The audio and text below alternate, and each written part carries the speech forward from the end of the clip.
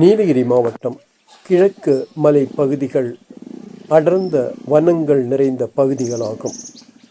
இங்கு கடற்சோலை, செமிக்கல், கர்க்யூர் உள்ளிட்ட பல பழங்குடியினர் வாழும் கிராமங்கள் உள்ளன.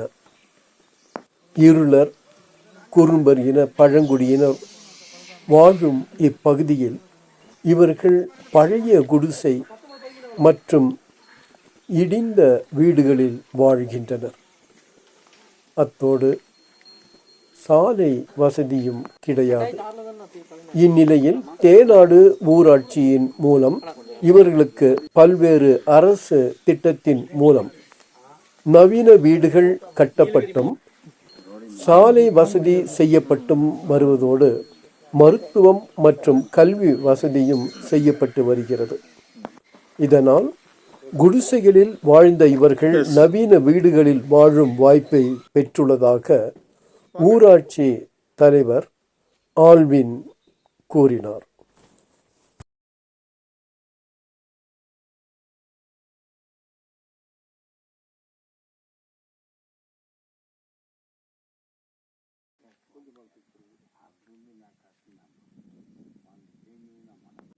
நீங்க பாத்தீங்கன்னா எங்களுடைய ஊராட்சி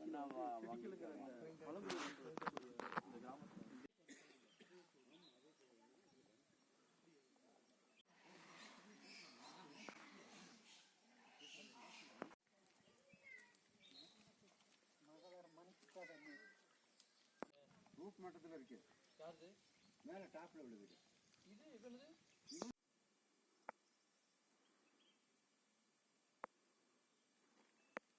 தேனாடு ஊராட்சி மன்ற தலைவராக இருக்கிறேன். என்னோட பேர் ஆல்வின். நான் திராவிட முன்னேற்ற கழகத்துடைய அங்கீகரிக்கப்பட்ட நான் ஊராட்சி மன்ற தலைவராக இங்கே போட்டியிட்டேன். என்னுடைய மாவட்ட கழக அவர்கள் எனக்கு சீட் கொடுத்தார். நான் வெற்றி பெற்றேன். அதன் பிறகு நான் ஊராட்சி மன்ற தலைவராக பொறுப்பேற்ற பிறகு இங்க பாத்தீங்கன்னா எங்களுடைய பழங்குடியின மக்கள் இங்க அதிகமாக இருக்கிறது என்னோட ஊராட்சியில. அப்ப இந்த பழங்குடியின கிராம மக்களுக்கு கடசோலை, குருகுந்தா, கட்டப்பட்டு இப்படி போன்ற பகுதிகளுக்கு வீடுகள் இல்லாம மக்கள் இருந்தாங்க. உடனடியாக நம்மளுடைய முதலமைச்சர் அவர்களுக்கு மாவட்ட கழக செயலர் மூலமாக தகவல் கொடுத்து நம்மளுடைய திராவிட மாடல் ஆட்சி முதலமைச்சர் அவர்கள் எல்லாத்துக்குமே வீடுகள் பாத்தீங்கன்னா அனைவருக்கும் வீடுகள் கொடுக்கப்பட்டிருக்கிறது. சாலை வசதி இல்லாம இருந்தாங்க, சாலை வசதி கொடுக்கப்பட்டிருக்கிறது. ஏற்கனவே நம்மளுடைய முதலமைச்சர் நம்மளுடைய திராவிட முன்னேற்ற ஆட்சியில தான் இவர்களுக்கு மின்சாரம் இல்லாம இருந்தாங்க. மின்சாரம் கொடுக்கப்பட்டு இலவச வண்ண தொலைக்காட்சி பெட்டி கொடுக்கப்பட்டது. இப்படி பாத்தீங்கன்னா திராவிட மாடல் ஆட்சியில மட்டும்தான் இந்த பழங்குடியின மக்களுக்கு தேவையான அனைத்து தேவைகளும் பூர்த்தி அடைந்திருக்கிறது. இந்த மக்கள் மிக மகிழ்ச்சியாக இருக்கிறார்கள். இவங்களுக்கு தேவையான அத்தியாவசிய தேவைகளும் உடனடியாக பூர்த்தி செய்யப்படுகிறது. மருத்துவம், வீடு தேடி இப்ப மருத்துவத்துக்கு ரொம்ப சிரமப்பட்டு இருந்தாங்க. இப்ப வீடு தேடி மருத்துவத்திற்கு வீடு தேடி மருத்துவம் பாக்குறாங்க. அப்படி இருக்கும்போது இந்த மக்களுக்கு தேவையானதை இந்த திராவிட மாடல் ஆட்சியில நம்மளுடைய முதலமைச்சர் அவர்கள் அனைவருக்கும் தேவையானதை பூர்த்தி செய்கிறார் என்பதை நிதர்சனமான உண்மை. குழந்தைங்களுடைய கல்விக்கு பாத்தீங்கன்னா இன்னைக்கு திராவிட மாடல் ஆட்சியில் அனைவருக்கும் கல்வி உதவித்தொகை கல்வி அளிக்கப்படுகிறது. இங்க பாத்தீங்கன்னா இந்த பழங்குடியின மக்கள் இன்னைக்கு டிகிரி எல்லாம் படிச்சிருக்காங்க, இங்க படிச்சிட்டு இருக்காங்க.